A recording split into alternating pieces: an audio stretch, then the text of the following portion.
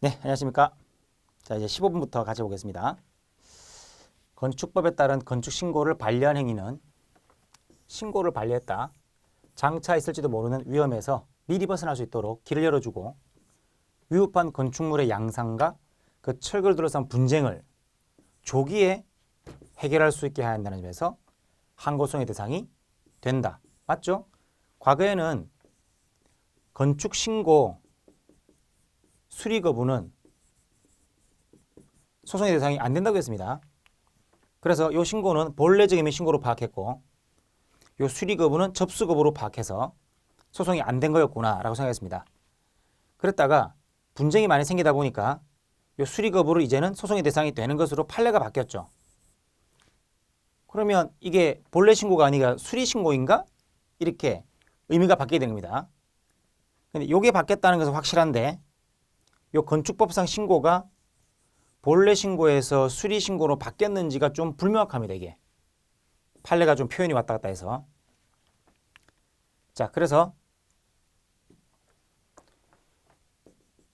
신고하고 접수하고 수리하고 허가하고 이런 과정이 진행될 텐데 이 단계는 소송 대상이 안 되는 거죠. 수리 행위가 있어야 비로소 소송이 되는 겁니다. 그래서 접수로 그치는 신고가 있고 수리까지 가야만 되는 신고가 있고 이런 이야기죠.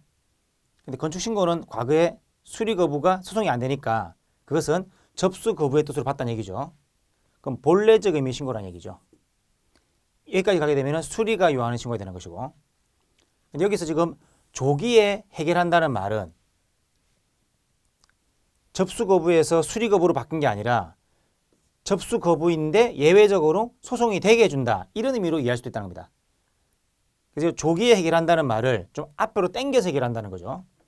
그럼 여기서 해결할 수 있게 해준다. 그러면은 건축신고는 본래적 의미 신고고 이렇게 의미가 좀 바뀌었다라고 이야기하면은 수리를 원하는 신고가 되는 것이고 그래서 건축신고가 여기서 말하는 건축신고가 본래 신고냐 수리 신고냐 그것은 세모다 그 말입니다. 그러나 수리 거부가 어쨌거나 소송의 대상이 된다는 것은 확실한 거죠. 그런 점을 이제 기억하시고 이거 판례 중요한 거니까 별표 잘 기억하시고 그다음 16번 착공신고 즉 건축을 시작한다 하면 신고하는 건데 그걸 반려한 행위는 역시 건축신고에 대한 거니까 건축신고와 마찬가지로 수리 거부가 소송의 대상이 안 된다고 했다가 건축신고 수리 거부 사건이 바뀌면서 이런 것도 같이 대상이 되는 것으로 바뀌었습니다. 그래서 지금까지는 건축신고가 많이 나왔으나 하도 많이 나오다 보니까 이제는 착공신고로 대신해서 나오는 경우도 있습니다.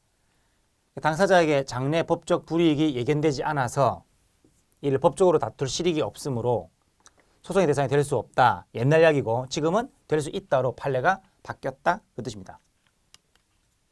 그 다음 17번 중요하죠. 별표.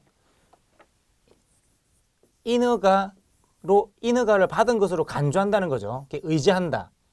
그런 효과를 수반하는 건축신고. 일반적인 건축신고와 같이 자기 완결적 신고이다. 틀렸고 자기 완결적 신고라는 것은 본래적 의미의 신고라는 겁니다. 여기서 자 일반적인 건축신고하고 인허가 의지 효과를 수반하는 건축신고가 둘로 나눴죠. 그죠?